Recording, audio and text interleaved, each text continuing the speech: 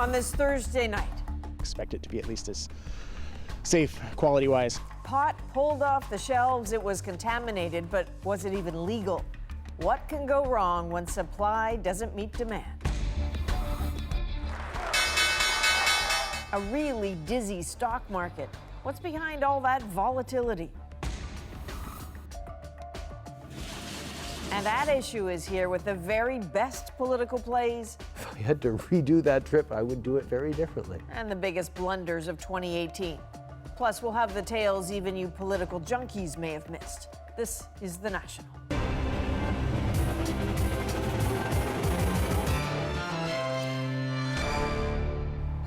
Ottawa promised that legalization would deal a blow to Canada's underground marijuana market. In fact, that was a big sales pitch, but Canada has a supply and demand problem when it comes to legal pot. And tonight, it appears even one of Canada's licensed producers may have turned to the black market. 3 of its executives have now lost their jobs. Bonnie Allen has that story. When Mandy Fisher and her family opened a pot shop in Moose Jaw, they wanted to guarantee safe cannabis for their customers. Now, confirmation, a Winnipeg grower sold them a batch from an unauthorized source. Her message to customers. Just that you can be sure that we took the product off the shelf the second that we heard out about it, and that everything you're going to get here is definitely going to be by the book. Cannabis producer Bonify is under investigation by Health Canada. It can't say where the weed came from. Bonify hired cannabis security expert George Robinson to clean up the mess. He says it appears Bonify managers had overpromised supply, and with so much demand, breaking the rules was financially tempting. What they did was not at all remotely close to following the regulation. Employees became suspicious when 200 kilograms of cannabis showed up at this Winnipeg plant that wasn't produced by the grower. I don't know the source, so I have no understanding of whether organized crime was involved or not. At least 8 employees voiced their concerns, but were bullied by 3 senior managers to stay quiet. One eventually tipped off Health Canada, and it issued 2 recalls. In total, 180 grams of unauthorized product were shipped to Saskatchewan retail stores. Some had mold and potentially E. coli. This customer says he's paying 5 times more for legal weed and expects government to guarantee safety in return for all those taxes. You'd expect it to be at least as safe quality-wise when you buy it than when you would get it from, let's say, your personal dealer.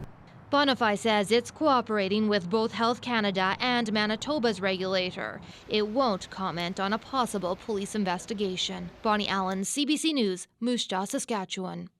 As for those supply problems, they're an issue from coast to coast to coast. In New Brunswick, half of its 20 stores simply had to close just 3 weeks after legalization. That's because they didn't have enough to sell. In Ontario, only 25 stores are now slated to open on April 1st. Nova Scotia says it's only getting about 35 to 40% of the supply it needs. The Prime Minister called the supply shortage the biggest challenge of legalization, but he promises it will be worked out in a few months. Not everyone is so confident. I don't think it's a matter of days, weeks, or months. I think these shortages are a matter of a few years.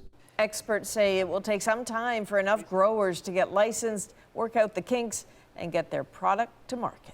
Let's have a look at the stock market now, which usually around the holidays tends to be a bit quietly upbeat.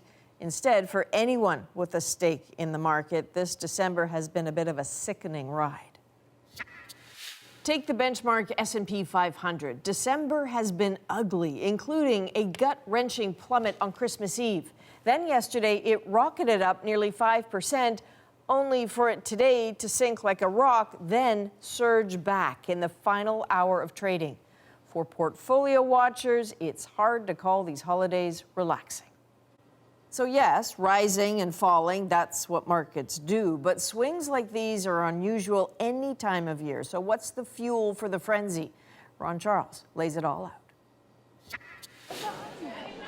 Some blame the latest market volatility on a report today suggesting U.S. consumer confidence in the economy is faltering.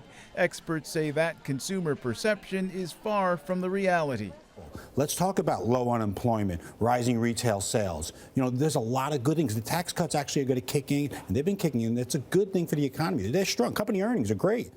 In spite of the good economic news, volatility has gripped U.S. and global markets for a number of reasons, including rising U.S. interest rates, President Donald Trump's public anger at the U.S. Federal Reserve for those rising rates, and Trump's trade war with China. Merry Christmas. Unlike his predecessors, Trump has no qualms about openly criticizing the Fed as recently as Christmas Day.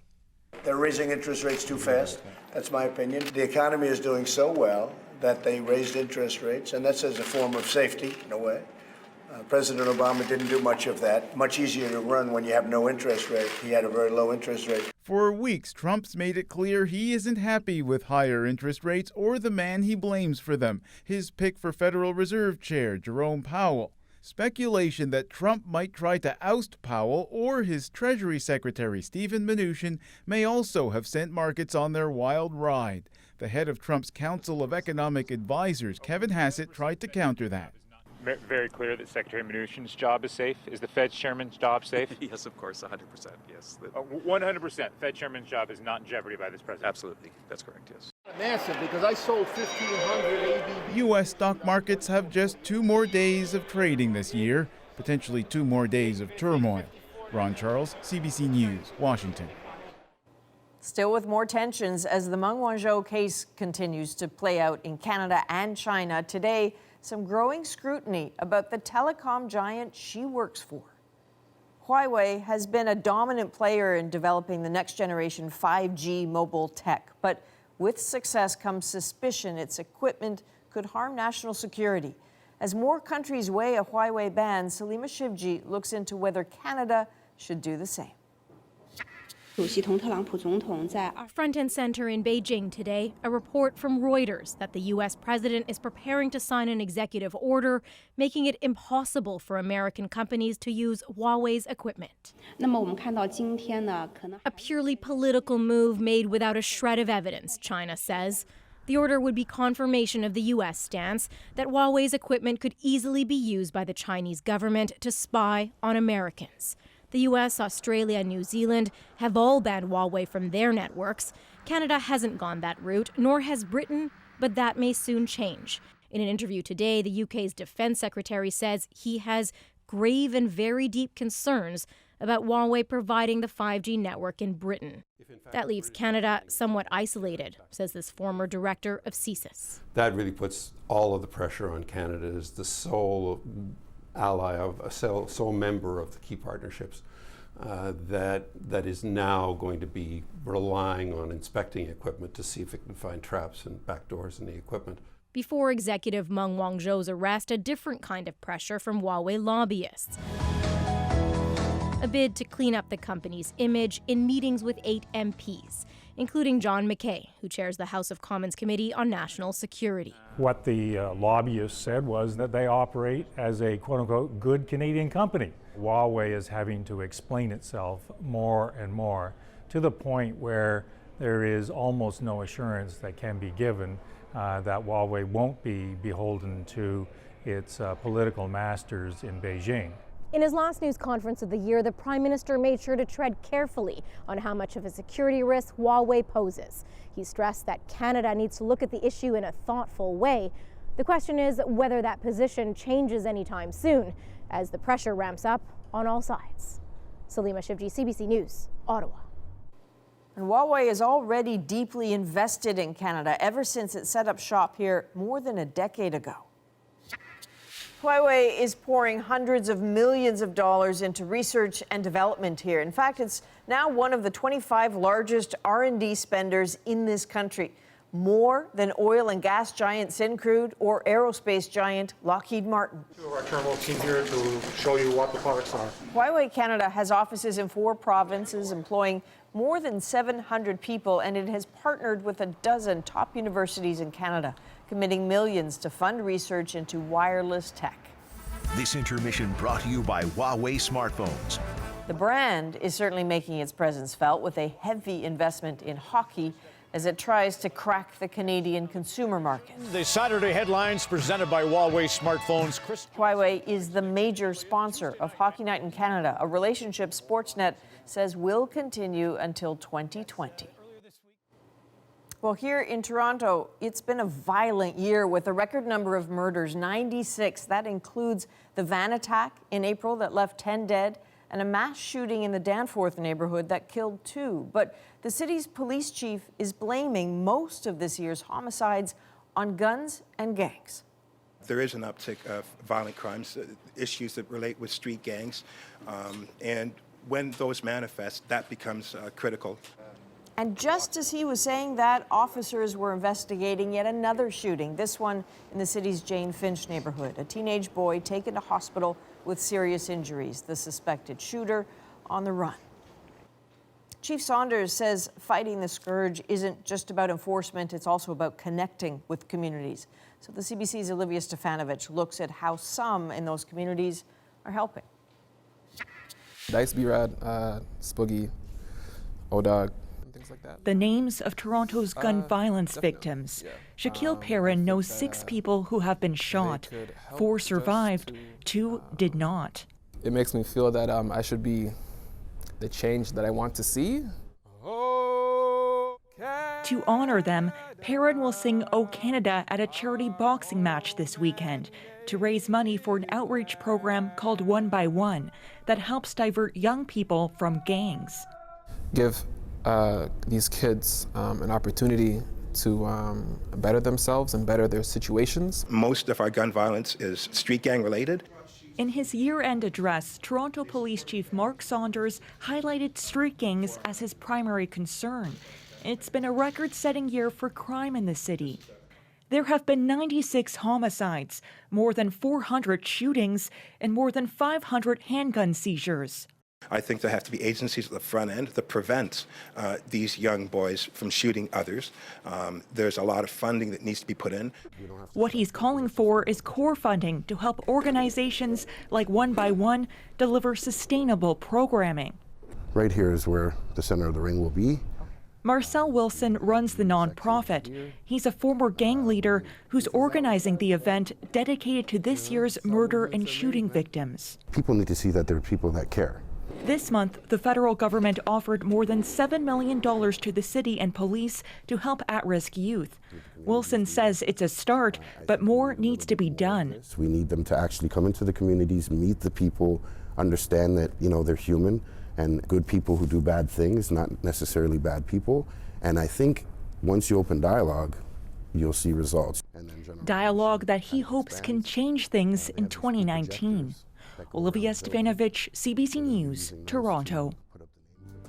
We're watching several other developing stories on the National tonight, including an explosion at a power facility in Queens, New York, that created an eerie scene in the sky, sent social media speculating. Take a look at this. The videos posted online show a bright blue ball of fire lighting up the sky over Manhattan. It happened around 9 p.m. Eastern and lasted for about 5 minutes. There were also reports of power outages, some affecting flights at LaGuardia. The NYPD says it appears a transformer blew and says a fire is under control. So far, no reports of injuries. It was a pretty good blast. You could hear it for miles. And an explosion in Edmonton has killed 1 man, injured 2 others. It happened this morning inside a welding shop south of the city. Investigators haven't said exactly what caused the explosion, but when they arrived, several gas cylinders were in flames. Firefighters left them alone so that the gas could really just burn off. Officials say there's a lot of damage to the building, and there's no word on when workers can go back inside. And in the United States, calls for change after a second child has died in U.S. custody. His name was Felipe Gomez Alonso, and he was 8. He just arrived in New Mexico from Guatemala. Now, Renee Filipponi follows developing stories for us. So, Renee, tonight, again, we're hearing for the first time from this boy's family. That's right, Adrian, and she wants her son, the mother wants her son's body returned home immediately. And Gomez Alonso was traveling with his father when they were detained in Texas for illegally crossing the border. That was 6 days before his death. Now, a border agent noticed the child was sick on Christmas Eve. The boy was then taken to hospital and diagnosed with a common cold and released, but he just got sicker and was taken back to hospital and died later that night. Now, these are images from his home in Guatemala. His mother lives there, and she spoke to reporters through tears today. Nombre Dios Padre, chonge las tasigan bien juntas school bien chinchida bien. Dig Machakel hun sin ratu shiag bing sham bing chico bing dain moktombal chiban. Tirajus mai mushegla hun tikbu yotonamin me bail yotonam to mike and to min ya bing yuchisig but bune bing.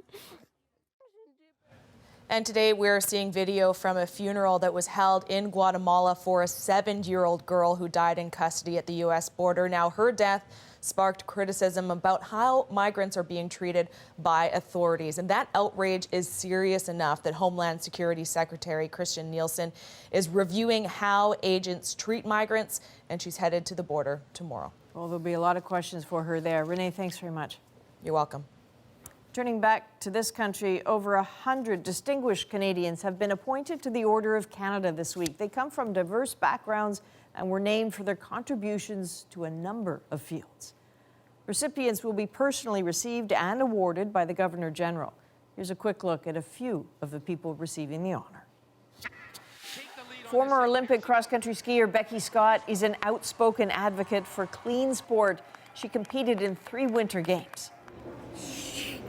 First Nations filmmaker and actor Shirley Chichu made several movies and appeared in the 1990s Indigenous drama The Res. She's now the Chancellor of Ontario's Brock University. Well, it's time for one of our favorite features. Some veteran storytellers also got the nod, CBC's Gloria Makarenko and Radio-Canada's Danielle Lessard. And in the sciences, Dr. Robert Korneluk was named for his breakthroughs in cancer research, and computer scientist Geoffrey Hinton for his work developing AI. There's lots more still ahead. He traveled nearly 1,500 kilometers in 54 days. Meet the man who just crossed Antarctica alone in our moment of the day. And it's Thursday, which means At Issue, Rosie and the gang peer into the year's big moments in politics. But first, the home workout that's leaving gyms in a spin, the new and expensive trend in fitness. Fitness traditionally has been a destination activity. Right? You packed up your bag, you went to the gym, then you took a shower and you went off to work. It's hard to do that.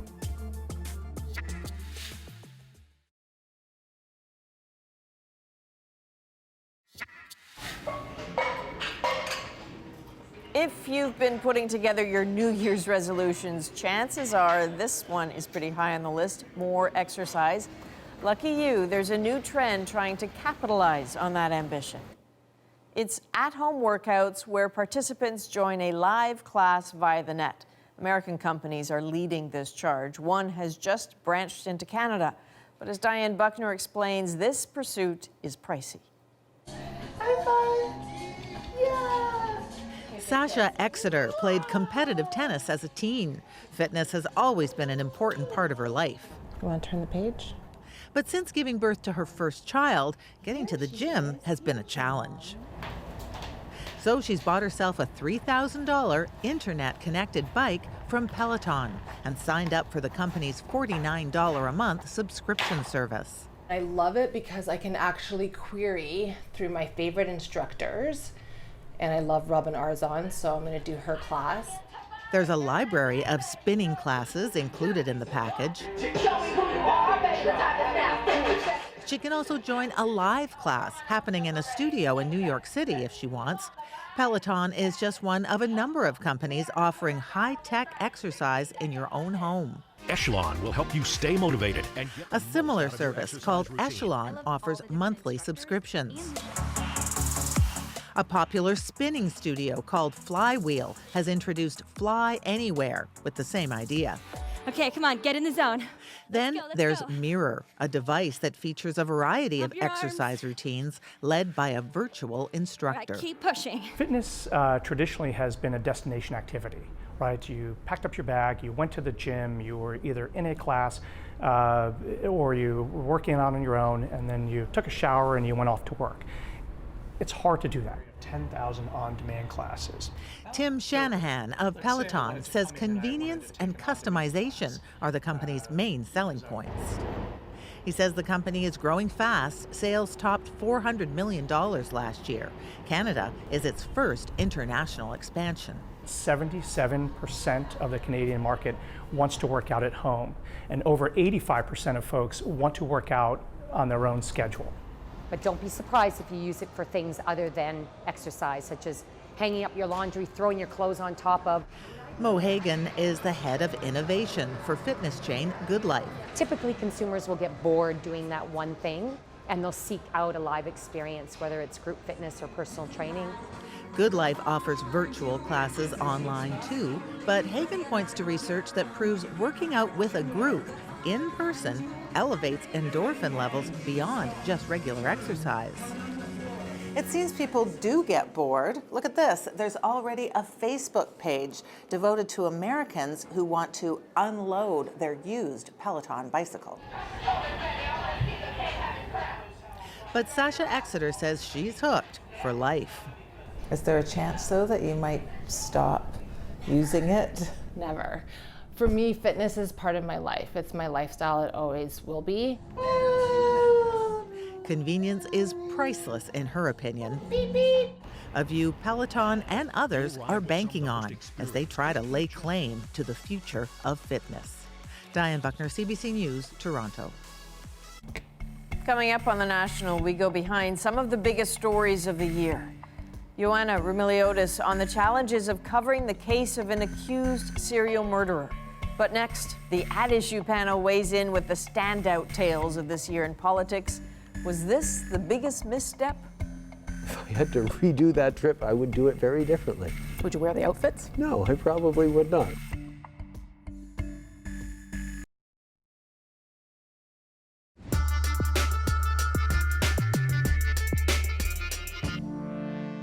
I reject these accusations. Maybe choose some terrific Alberta craft beer instead. Our government's position is clear. It must be built, and it will be built. This is a very strong Canadian action. The people of Ontario have spoken. I intend to run in the upcoming by-election here in Burnaby South. This party is too intellectually and morally corrupt. He is more interested in advancing his personal profile than advancing conservative principles. Canada reached an agreement in principle with the United States and Mexico. Let's start working together. We are lifting the prohibition. That's what legalization is. We are essentially giving our oil away for free. Just some of the big moments of 2018, and I really stress the sum. On the other hand, I can't believe all that happened in just 1 year, which is always the case when we do these. What better way, though, than to dig into all of it with the At Issue gang, all here with me in Toronto to talk about the year that was Chantal Hébert, Andrew Coyne, Paul Wells, and Althea Raj. Good to see you all in person. I know you want to do it like this every year, every week, but we do. Okay, let's start with the first question. MVP, MP of the year. Two of you had the same answer. I'll start with you, Chantal. Chrystia Freeland. Not just because there was an agreement reached, but for having the patience to stand and hold her line for all those months. It has to have been challenging, and I think by far she did an outstanding job. I wouldn't say that the Trudeau cabinet is the best I've ever seen, but even in a better cabinet, she would still stand out, I think. You agreed? Yes, I think, and she preserved her dignity in the countries in the process. She's now, I think, the second most high-profile minister after Morneau, and without any of his baggage. So I know we shouldn't be handicapping these things ahead of time, but in some post-Trudeau leadership race, she'd be a contender. But you thought, who? I'd say the Prime Minister. I think he is the party's biggest asset and their biggest liability. They will sink or swim depending on how he does. I agree Chrystia Freeland did a really great job, but I think he is why the Liberals are where they are now. He's also why the Liberals sank after, I don't know if we're getting ahead of ourselves, but with regards to the India trip, for example. So I think it's kind of obvious the Prime Minister is the most valuable player, but that is my pick. You had a very off the radar. Just on the assumption that all these ones would be predictable. I decided that MP should mean not leader, not cabinet minister. I went with Alain Reyes, who is the Quebec lieutenant to Andrew Scheer, is easily the most prominent Conservative MP who was elected in 2015. Everyone else who's got prominence in that caucus is of older vintage. And he held the Quebec wing of the party together when Max Bernier left. He delivered an important by-election win. He is an utterly conventional politician, which may come to help the Conservative Party because a lot of their other prominent faces are tempted by more populist streams and currents in the movement, and he's more of a traditional Conservative. And the Liberals are still streets ahead of the Conservatives in Quebec. But if there's a surprise, it'll be because this rookie, Alain Reyes, held them together when things were tough. Okay, biggest party. No, we don't get second tries here. It's got to go fast. Can we disagree? Yes, you can totally disagree. The biggest party liability. 3 of you had the same answer, and Paul, because he's an outlier, did not. Andrew goes first. Jagmeet Singh. I've never seen a party so vocally and unashamedly dissing their own leader with reason. He's been several times appeared unprepared on various files. To be fair to him, he was kind of thrown in at the deep end, but that's a choice the party made as leader. And he polls, the party's polling kind of mediocrely. He polls in the low single digits.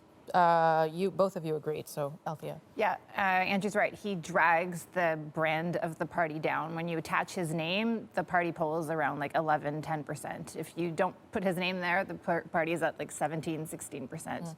He doesn't even seem like he's trying. That's the thing that I find really perplexing. He ran a very disciplined campaign to get the leadership, and then it kind of all fell apart. He's not out hustling. He doesn't know some of the party's policy. He reacted badly on the whole David Christopherson voting against the party. And yeah, I mean, it's very rare that NDP MPs who usually speak in one voice are actively criticizing their leader unabashedly to members of the press, and they are. It's a steep learning curve to come from the opposition at Queen's Park and become a national leader, but others have had that curve, Alexa McDonough, to name one, and have managed to work with it and to come up with results without a seat in the House of Commons. So the words in over his head come to mind whenever he appears, and I can't see that he's growing into the job in any way, shape, or form. Okay, outlier. Quickly. As the candidate of diversity, I say Nicola Diorio joined in the late innings by Raj Grewal. Any incumbent government runs on managerial competence. On any given day, the Liberals can't find 2 of their MPs. As Oscar Wilde would have said, losing 1 MP is tragedy, losing 2 starts to look like carelessness. All right, that was good. Best political play. I think they're almost all, well, no, the 2 are the same. Okay, so Paul, you start us off. Best political play. Getting an NAFTA deal. Look, the Conservatives aren't wrong to continue even today harping on the notion that they gave in a lot of concessions in order to get almost no gains in the deal. That plays well to Conservative support. The Conservative base believes that. Not a lot of other people do. The failure to get a NAFTA deal was a real albatross for the Liberals until the day that ended. And now they're covered off on the biggest. Brian Mulroney and a million other people have always said the things you got to worry about are Canada-U.S. relations and national unity. Canada-U.S. relations was completely up in air, and now it's nailed down, and that's a huge advantage for the Liberals. You agreed. It's the biggest issue of the year, the one that had the biggest potential to really sink the party. It's not that they handled it all that brilliantly. I think they made a lot of missteps, and there's no doubt that the final agreement is worse than the agreement we had, but it could have been so much worse. And that, frankly, is what politics is mostly about. It's not about political masterstrokes, usually. It's about avoiding calamities and disasters, what Jean Chrétien used to talk about, falling through the ice. And they managed to avoid disaster. You were sort of in that vein, a little bit. Yeah, I agree that getting to the NAFTA 2.0 was really important for the government, but I think what was masterful for them is how they changed their tone and their approach with dealing with the White House. For a year and a half, you had Justin Trudeau meeting with Donald Trump, trying to play nice, saying very nice things, trying to get on his good side, like me, and then just before the G7, March 31st, when the Prime Minister said that Donald Trump had asked him to come to D.C., sign this deal, and then Mike Pence called him and said, well, if you're coming, you should know that you have to agree to a sunset clause for 5 years. And then the Prime Minister had this press conference where he actually, for the first time, kind of badmouthed the president and said the guy lacks logic, he has no common sense. And that was the beginning of the harsher tone that the Prime Minister's office started taking. And I think that was really instrumental for the Prime Minister to kind of wrap himself up in Captain Canada and get Canadians on side with him in that battle. Okay, 6 minutes to go. Somehow we're going to do this. You went somewhere entirely different. Out of the federal bubble, but still coming back to the point that there are two big files and one is Canadian unity, I picked François Legault because this is someone who started off in a prominent position in the Parti québécois. He could have hung around and become the leader of that ready-made party.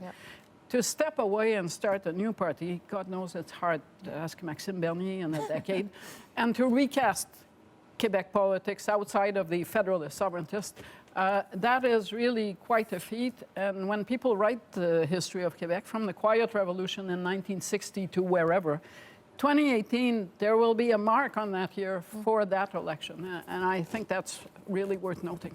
Biggest political misstep. 3 of you agreed, and 1 of you, it sort of speaks to this. And I'm going to play a clip so you all know what they agreed on. Here you go. If I had to redo that trip, I would do it very differently. Would you wear the outfits? No, I probably would not. I think that was a clear. I mean, I had more suits on that trip than I had outfits, but the pictures of the outfits dominated. Okay, so as Althea, Chantal, and Andrew all said India trip, Paul said something about values, which I think you can probably work into this. Yeah. So, I mean, it was obvious, I guess, that it was not a good time for the government. From first to last, not just the PR debacle of the suits, et cetera, but the Otwell affair and their handling of that, which subsequent evidence has shown was they were responsible for inviting him. They mishandled that in all kinds of ways. This is the attempted killer that showed up in pictures beside the Prime Minister's wife. And so it speaks to his vanity, I think, in some respects. It speaks to how unseriously they're treating the India file. As somebody said, that they would never have done this in China. It was really, and he was already starting to slide in public estimation before that, but this really cemented a lot of impressions of him, and I think they're still dealing with the aftermath. Just to add to that, I don't think they don't treat India seriously. I just think they view it as such a PR move for a domestic audience in Canada that was the primary focus of the trip, and that's one of the reasons it was a disaster. Yeah, I did note that it came shortly after Jagmeet Singh became the leader of the NDP, and it kind of looked like a ploy to say, look how diverse we are. It's not necessary that we have a diversity in the leadership because we are the most diverse party. We love India more. Yes. and yours is, it's sort of related, I guess, in some ways. It's kind of broader and subtler. It's the Liberals' inability to proceed on any file without, or maybe less interesting. Let's see. It's the Liberals' inability to proceed on any file except by claiming superior virtue. Yeah. I've covered I've been around for a while, and I've covered governments that were able to say, we're just problem solving here, or we're just exercising common sense, or we're just doing what Canadians want. These guys cannot do anything without claiming to be closer to some ideal Canadian value.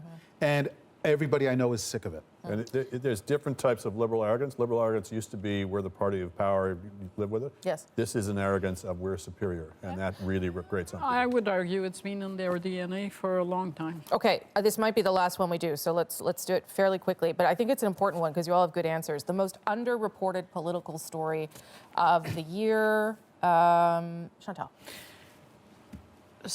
Last budget, pharmacare suddenly appears in the federal picture. Commission is going to look into it. It's spun as the big promise for the next election. When was the last time you heard about what happened to pharmacare? I would think that you can call it the Doug Ford factor. You can't have a national program without buy-in from Ontario and Quebec. Quebec has a pharmacare program, and I don't think Doug Ford is buying a pharmacare program from this government. Paul.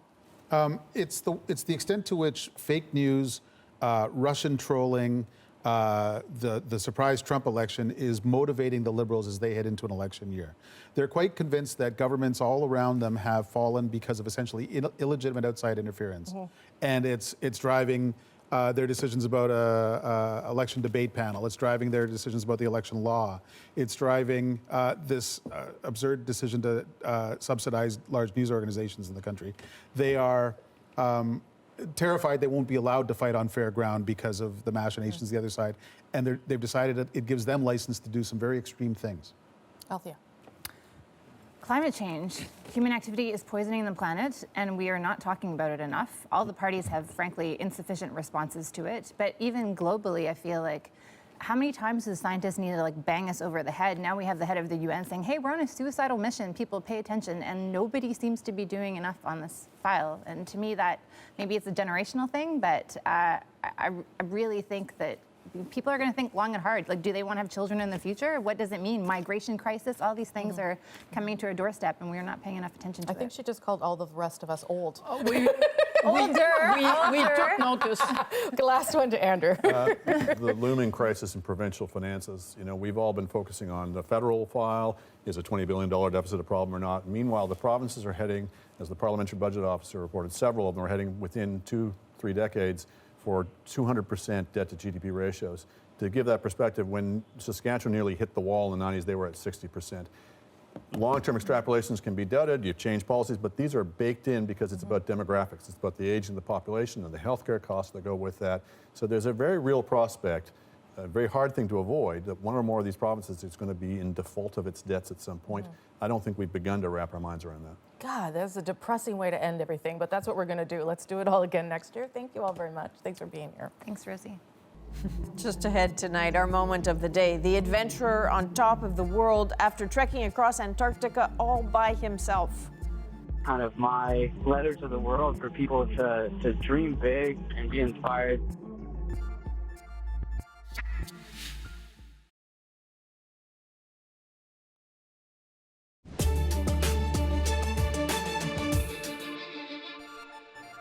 For a reporter, covering the story of alleged serial killer Bruce McArthur was like a curse, at the same time repellent and irresistible. The victims' fates unspeakable, their families unwilling or unable to talk, police in uncharted waters. There seemed to be no bottom, no end to the gruesome revelations. And then came the nightmares. Here's Joanna Remiliotis with her reporter's notebook.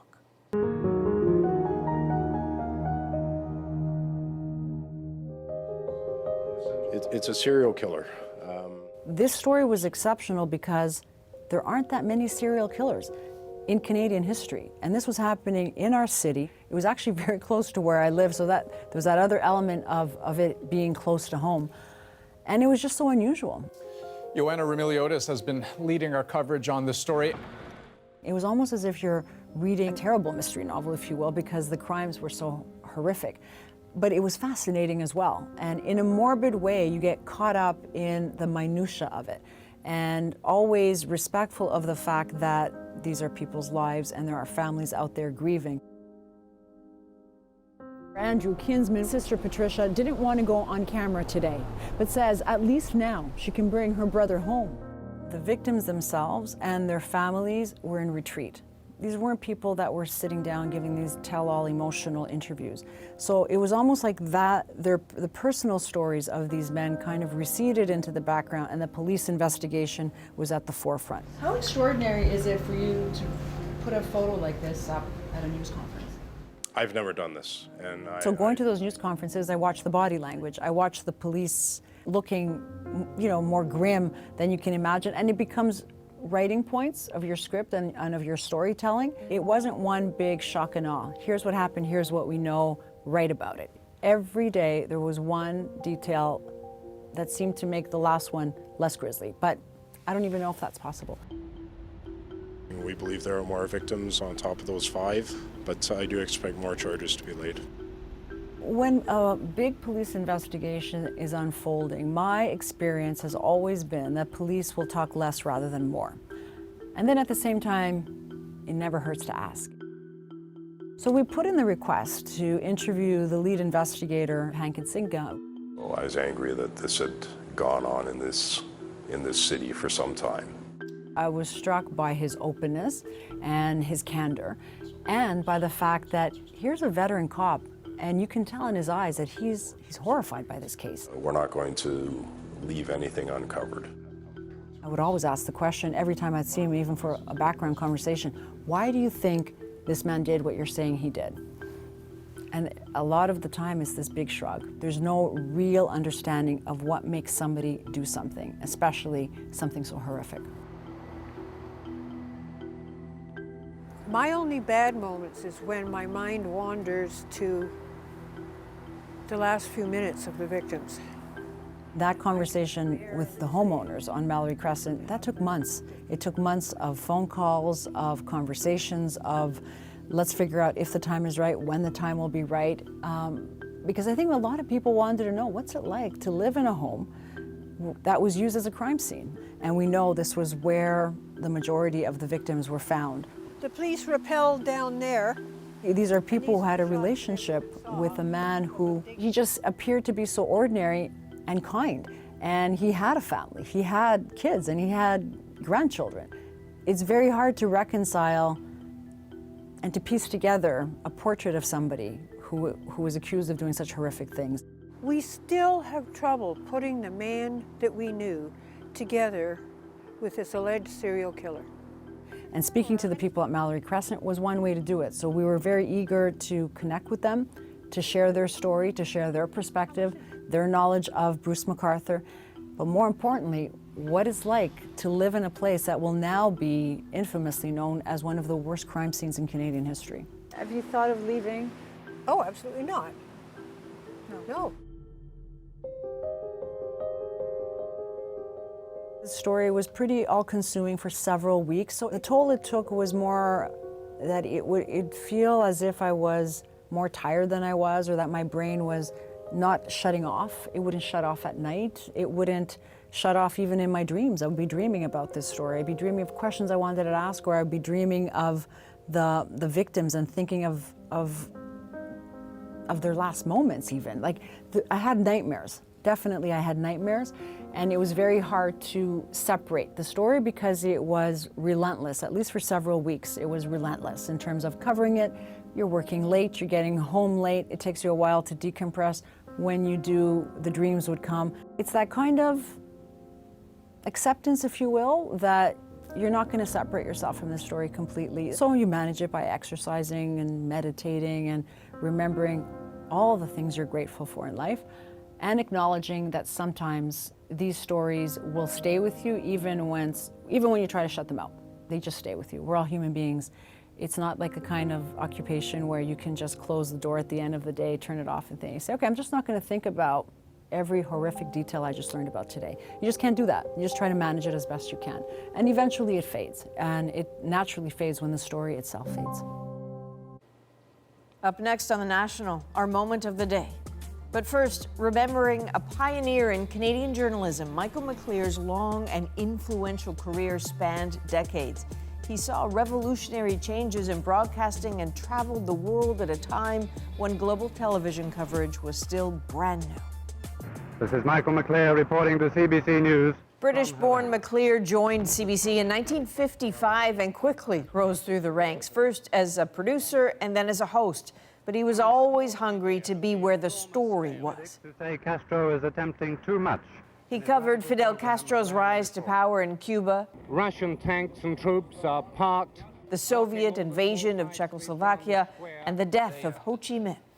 It is both very moving and very disturbing to see this. People act as if entranced.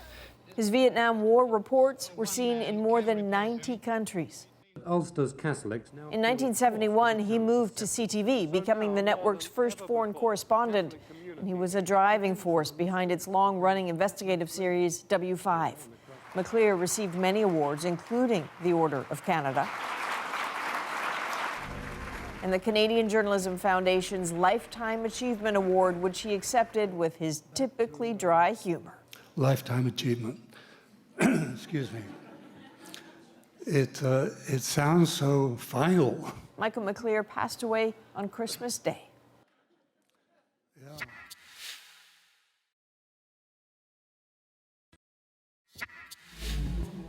While many of us were recovering from turkey comas, American Colin O'Brady said He was pulling his sled across an invisible finish line, becoming the first person in history to cross the continent of Antarctica completely by himself.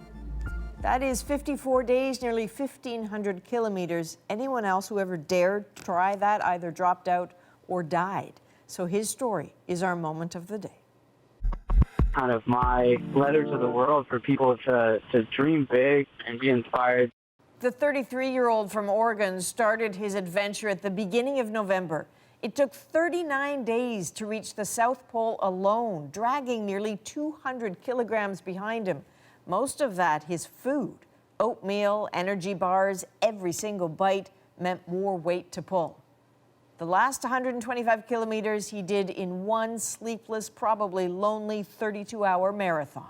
Something just came over me. I was like, you know what? I wonder if I could just go for it all in one crazy big push.